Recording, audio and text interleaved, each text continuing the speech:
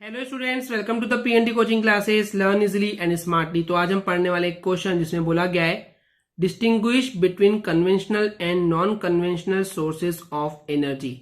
तो इस क्वेश्चन का मतलब है आपको डिफरेंस बताना है दो चीजों के बीच में। पहला है कन्वेंशनल सोर्सेज ऑफ एनर्जी और दूसरा है non conventional sources of energy. तो पहले इन टर्म्स को समझते हैं। कन्वेंशनल सोर्स ऑफ एनर्जी का मतलब क्या होता है?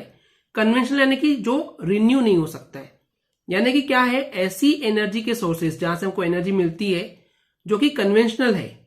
मतलब कि अगर हम उसको एक बार बहुत ज्यादा यूज करके खत्म कर देंगे तो उनको फिर से बनाने के लिए बहुत ज्यादा समय लगता है, लाखों साल लगते हैं तब जाकर के बनेंगे। तो इसको हम बोल सकते हैं कि रिन्यू नहीं हो सकता है, हम उसको वापस से बहुत जल्दी से नहीं बना सकते हैं।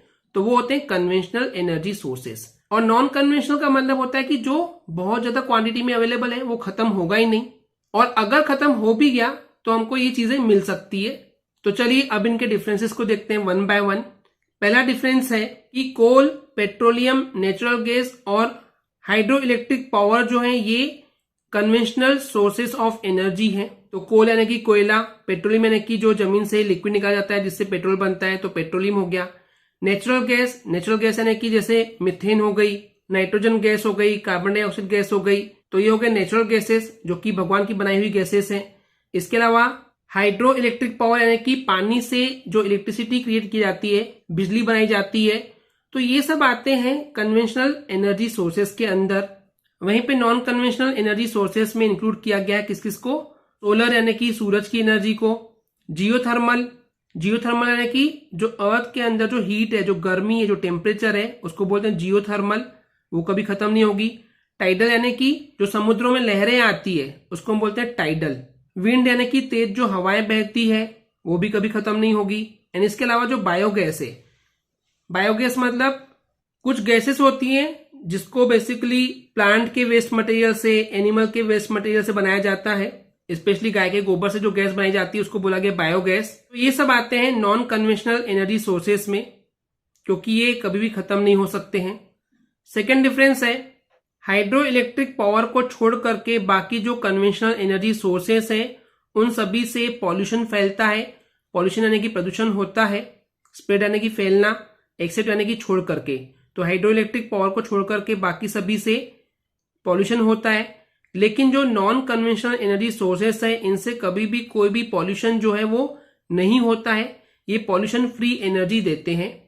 थर्ड डिफरेंस है हाइड्रो इलेक्ट्रिक पावर को छोड़ करके बाकी जितने भी कन्वेंशनल एनर्जी सोर्सेस हैं ये नॉन रिसाइक्लेबल है।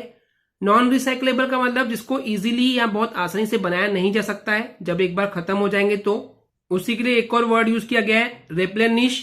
रेप्लेनिश का मतलब होता है फिर से बनाना या फिर से अवेलेबल कराना। तो वही बोला है कि अगर एक बार इनको यूज कर लिया जाएगा तो इसको फिर से बनाना बहुत ही मुश्किल है, या आप इसको इम्पॉसिबल बोल सकते हैं। वही है कि इसको वापस से बनाना पॉसिबल नहीं है। वहीं पे नॉन कन्वेंशनल एनर्जी सोर्सेज की बात करें तो जितने भी रिसोर्सेज इसके अंदर आते हैं वो रेप्लेनिश्ड सोर्सेज में आते हैं, यानी कि इनको फिर से बनाना, फिर से अवेलेबल कराना पॉसिबल है। एंड क्योंकि इनको फिर से बनाना पॉसिबल है इसलिए इनका लगातार यूज जो है वो भी पॉसिबल है।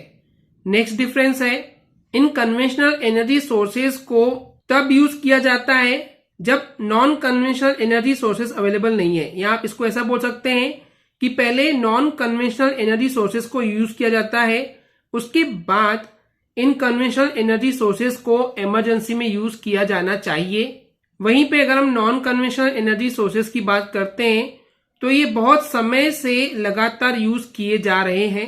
लॉन्ग एगो यानी कि बहुत समय पहले से इनको यूज किया जा रहा है। किनको? नॉन कन्वेंशनल एनर्जी सोर्सेस को, यानी कि solar energy, geothermal energy, tidal, wind and biogas energy को। ओके स्टूडेंट्स, क्लियर है? आई होप स्टूडेंट्स आपको ये क्लियर हो गया होगा। अगर आपको हमारी वीडियो से कुछ भी सीखने मिला या नॉलेज मिला तो प्लीज हमारे चैनल को सब्सक्राइब कीजिए एंड वीडियो को लाइक जरूर करें। आज के लिए इतना ही, थैंक यू।